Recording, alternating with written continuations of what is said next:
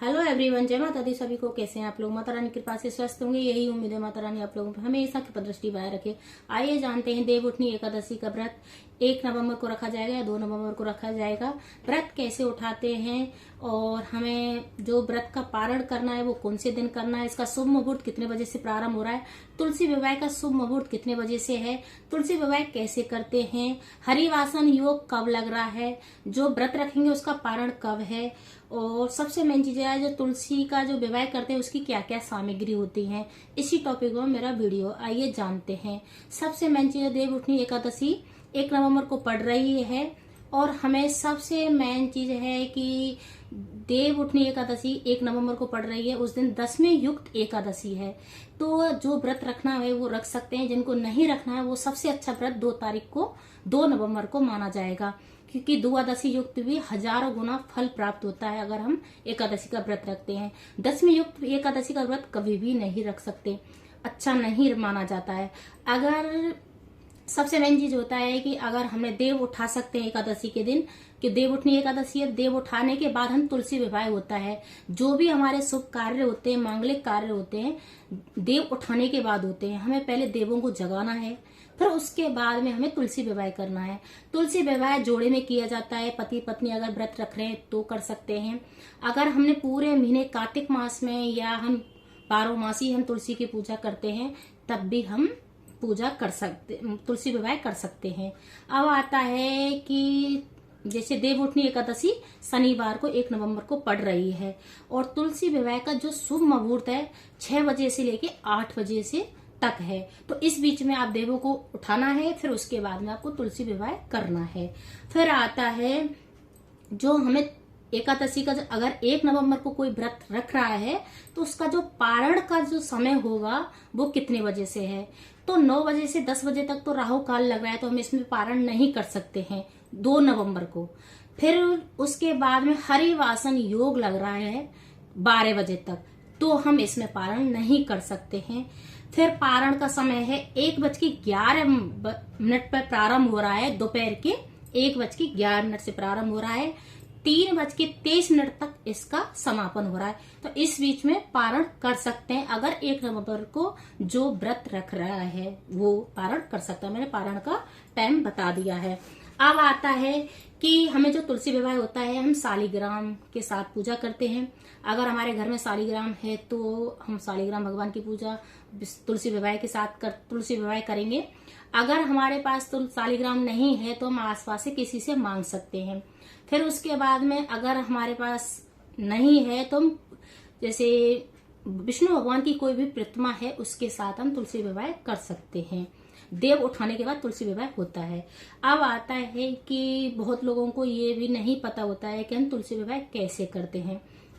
तो तुलसी विवाह जोड़े में किया जाता है। अगर पति पत्नी कर रहे हैं तो बहुत अच्छा है, पंडित जी को बुला के किया जाता है। अगर सामग्री क्या क्या लगती है, 5 बर्तन, पहली बार तुलसी विवाह कर रहे हैं तो हमें 5 बर्तन देने हैं, 5 कपड़े देने हैं तुलसी माता को, और फिर उसके बाद जैसे कन्यादान जो बेटी को जो दहेज दिया जाता है उस हिसाब से देते हैं, और 16 श्रृंगार की चीजें देनी है।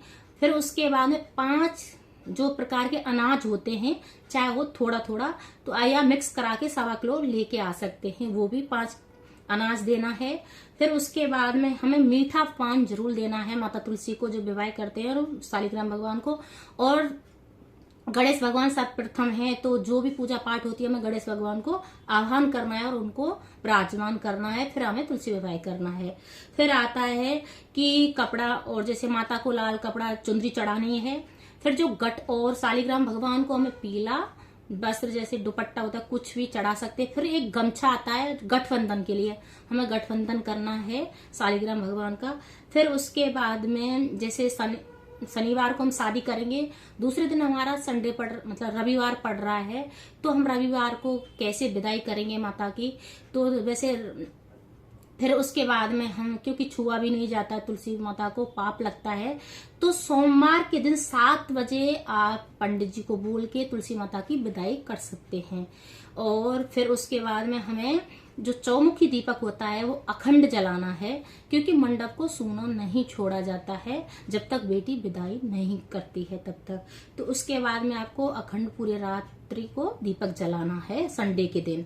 फिर आता है कि जैसे माता की तुलसी की हम पूजा करते हैं उस दिन आंवला भी जरूर चढ़ाना चाहिए। जब तुलसी जैसे भोग लगाते हैं, शालिग्राम भगवान का बना तुलसी दल के भोग नहीं लगाते हैं तो आंवला का जरूर भोग लगाना चाहिए।